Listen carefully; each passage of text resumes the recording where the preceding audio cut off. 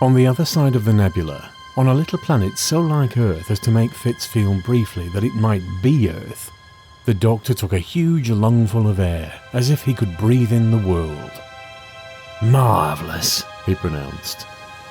Overhead, a rook-like bird cawed in response.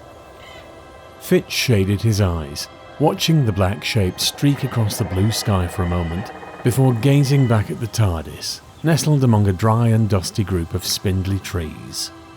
Maybe, while the chameleon circuit didn't actually work, it still managed to look somehow subtly not out of place, as if the police might be expected to have a public call box in every minor woodland. That this fabulous ship, gateway to time and space, cast a familiar spell over its faded blue paintwork still amazed him. It never looked like anything else, but it didn't stand out either. Just an ancient artifact in an old spinney, caught in the early shadows of a chilly afternoon. Overhead, the sun was just a shade past the zenith. The hill they had landed on was tufted with clumps of coarse grass, and sloped gently down towards a broad expanse of shimmering green. He could make out the grey-brown haze of a forest several miles away, and to his right a smear, a glistening thread that might be a river. He turned his gaze to the doctor again, who was wearing an expression that had become something of a defining fixture. Puzzlement. That look of half recognition, half distress, as if he'd been here before but could not, would never be sure. He caught Fitz's eye and grinned. "Bracing, isn't it?" Fitz nodded, clenching his teeth and wrapping his arms around himself against a sudden gush of icy air. "You know," Angie said, a trifle smugly within the folds of her heavy black coat, "there are instruments in the TARDIS that happily offer information on the climate conditions outside."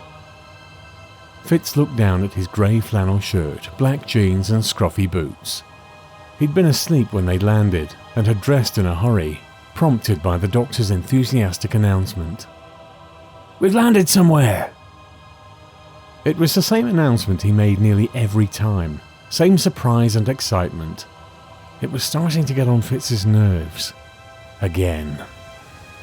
Between Angie's tailored elegance and Fitz's thrown-on drab stood the doctor, whose only concession to the weather was probably not a concession at all.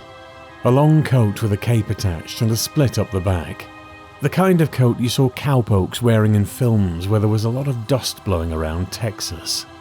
The reddish-brown colour was only a shade darker than he imagined the dust of Texas would be. It wasn't buttoned, of course, and beneath it the doctor's white shirt ballooned out as the wind gusted through it.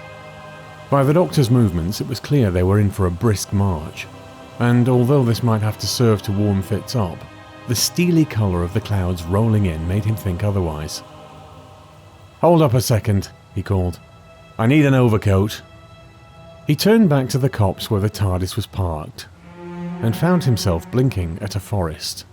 A big forest, stretching away in a curve over the hill, and possibly forever beyond it. Trees so close together he could barely glimpse the faint illusion of the ship within. From behind him Angie whispered, "Oh my God."